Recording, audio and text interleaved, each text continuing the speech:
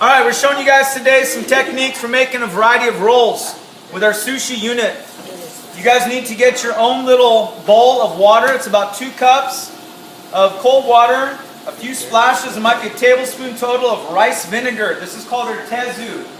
That rice vinegar kind of seasons the water, but also because it's acid, makes a little antibacterial properties. That said, we're still going to have gloves on. It is a little challenging to roll sushi with wearing gloves, but if you've never rolled sushi before, you don't know any different. And why it's nice to have bare hands is I can feel what's going on with the rice. Okay, but we want to minimize the bare hand contact, so we're going to have the gloves on. I keep the tezu off to the side. I'm going to be dipping in here to make sure rice doesn't stick to my hands as we go. Okay, now we have mats for you. Let's talk about this mat. This is our makisu, our bamboo mat. Okay, and it rolls in a certain way. You can see there are strings. Okay, we're going to show you a maki roll, and more technically a futomaki because it's a big roll. And we're bringing over our seaweed, which we call nori. So I'm apologizing that you guys watching a live feed, this is a little herky-jerky, but it's going to record without that. Alright, so when you guys go to get your nori seaweed, this is a brand new package. It has one of those desiccant packets inside that you don't want to eat the thing in your shoes. But you need to, your brand new shoebox, need to realize that there are 2 sheets stuck together. Someone had that last period. This has already been toasted. You can get raw nori that you toast yourself on the stovetop. That's a lot of work. Please notice that there is a rough side and a smooth side. The smooth side is on the outside of the roll, so it goes down. The rough side, which holds to the rice better, is up. I also notice that there are lines that run this way. I like to run my lines parallel with the bamboo mat. It's not the end of the world if you rolled against that, but that's not the way you do it. So it goes this way. I line it up at the bottom. You will see that there are some saran wrapped mats, but that's for your inside out roll. That will be next. Okay, and in fact that's a disaster, so we're going to ask Dakota to wrap that again, one nice sheet on the outside. Yeah? With saran wrap, big old piece please. Alright, let's get talking about making our roll. We have our wasabi, which is actually a horseradish with green food coloring of some sort. Could be spirulina, like another seaweed product. It has a very pronounced burn in your nose. It adds some spiciness. This is not true wasabi. I am going to bring you guys a chance to taste true wasabi when we do the fancy rolls next week. So this is the fake wasabi that we're mostly used to. That said, that is very, very strong, so use it sparingly. Remember that we have our hangiri bowl here, our wooden cypress. I've got this covered with a damp towel. I'm going to be scooping up the rice to put this on. You want to have your tezu off to the side so you're not dripping all over your stuff. You watch your professional sushi chefs, they usually get this done in 3 swipes. 1, 2, 3 balls spread out and they're all good. We'll see what we can do. I want to go to the tezu, get my hands pre-wet, grab up loosely what maybe is about the size of a softball. Spread that out. Now I'm going to leave a top strip of about 2 fingers width, and I want rice to be spread edge to edge. I want a minimal amount of green showing underneath. I have another towel that can help me keep my hands clean, but with the tezu, I basically wash my hands in the tezu, flick off the extra moisture, get back to the rice. Here's swipe number 2. Again, keeping that top strip clean, and I spread it around, and I might be done with 2. I really can't say how much rice this is. I just know that a cup of raw rice, when it's cooked, makes enough for about 3-4 rolls. So that's what my plan was today. Alright, we don't want any on the top strip, so if you need to, we can wipe that off. Okay, and you'll see why in a moment. But don't get it all wet. Okay, so if there's any extra rice everywhere, we can get that, thank you Dakota, cleaned off to the side. Alright, this is our futomaki, the fat roll. I've got a area about that big. I'm going to build in the middle, or sometimes on the bottom third.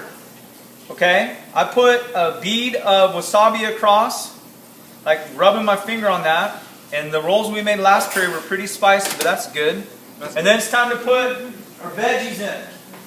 Okay, and our crab and our avocado. So, we've got the cucumbers, nice and crisp and fresh.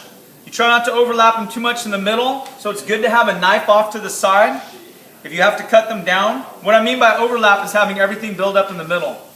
So if you cut these and kind of stagger them, and I'd like to get some purple in there, so I'll use a purple carrot, maybe take out a little bit of the orange. You gotta be careful you don't overfill this. Okay, so those are my carrot, those are my cucumbers.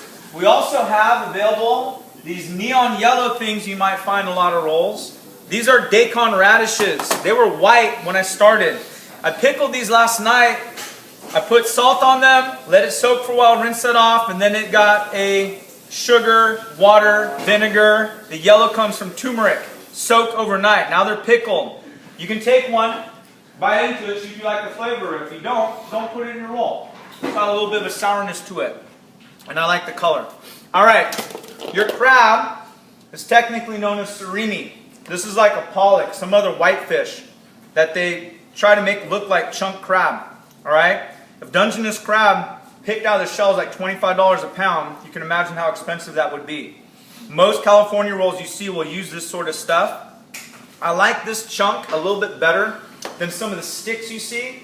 So if you see perfectly round, they're probably sticks that are wrapped in saran wrap.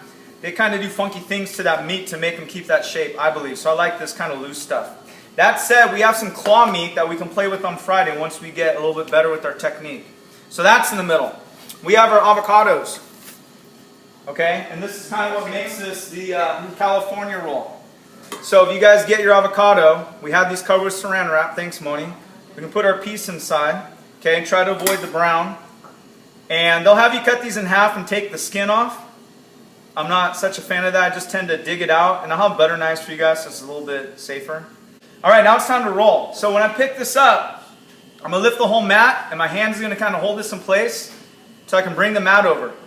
Okay, then I'm going to squeeze this off. I'm going to block it off from the middle out to the sides. I'm trying to make it a square.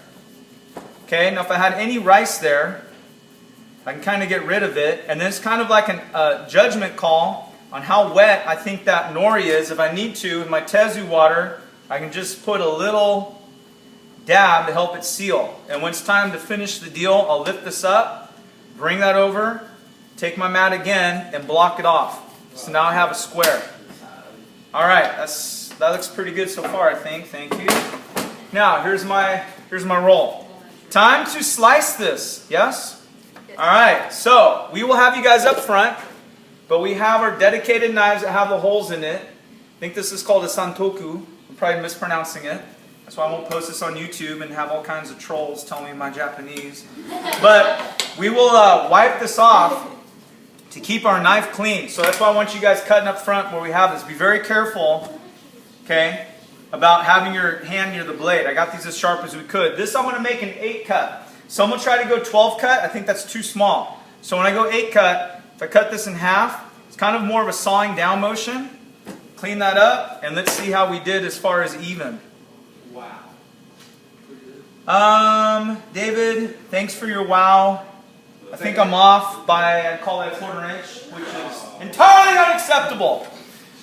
Last period, it was a micron, I kid you not. But I don't have video, so I can't prove anything. Seriously though, I will cut these in half, which would make 4. And you can cut them together, or if you don't trust that, you can cut them individually. Okay? These halves will get cut in half and get all the way through the seaweed. Wipe your blade. And then these halves will get cut in half. And the top pieces might be a little bit thin. And if we did this right, one little piece of seaweed. If we did this right, when we pick it up, nothing falls out. Wait, because you're squeezing it? Where's the camera? That's confusing. Nothing falls out. See, if I was holding this like with chopsticks, and sushi etiquette, you can pick sushi up with your hands. Okay? But if you can pick it up with chopsticks and not have everything fall out, then you've done a good roll. Okay, so that would be our roll. If you heard on camera, that's someone's phone hitting the floor. Yeah. Don't know. Do you have that sriracha mayo in a bottle? Yeah. Yeah? My top piece is no good. That was a disaster. That's all right. That's why the top piece usually stands up. Okay? That's going to be in the video. Now, sauces we have for you guys. We also would have wasabi on the side, a little soy sauce. But we have a ginger wasabi mayo. and also a sriracha mayo.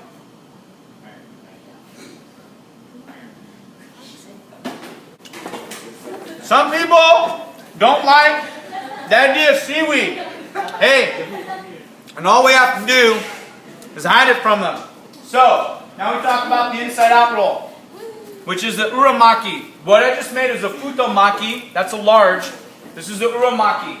With the uramaki, the inside out roll, we get you guys rolling in 5 minutes or less. You listening? Yes. You can take a full sheet and break it, fold it in half and half and half until it comes apart.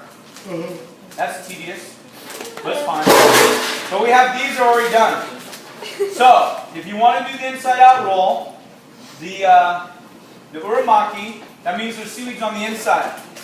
So this is a half sheet. Which side goes out on the outside? Smooth. Soft. Smooth. Smooth. Okay, so this is the only time I need this wrapped in saran wrap. Okay, so the smooth's on the outside, the rough is up. And for the uramaki, my rice should get covered in between. I go back to the tezu. I'm going to cover this up, but I'm going to cover the whole thing. In the futomaki, you leave a strip at the top, remember? Yes. In the uramaki, you do not. The whole thing is covered. That's a good roll. I can't wait for you guys to try that. And if you don't like it, keep your comments to yourself because the camera's running. Alright, so uramaki, the whole thing is rice, covered. I see a little green, I'll live. I'm going to get my hands flung. I'm going to flip this over so it's on the saran wrap. Okay? And then you build same way. Okay? But whereas in the futomaki, I start in the bottom third. You guys listening? Yes. In the inside out roll, I go straight in the middle. And because it's smaller, clearly you can't put as much stuff. Okay? So a skinny little bit of crab. And maybe one piece of cucumber or so, and carrot, not too much. And I won't do the daikon radish because I just got to get the avocado in there. And then we roll it and we'll cut it. Alright, for this, they're somewhere. I don't have them, but we do have also. That works. Oh, can't you just use a spoon? Yeah, I don't know where my spoons are, buddy. Or spoon, cousin! Anyone's a Robin Hood fan? Yeah. Do you? Yeah. With a spoon. Okay.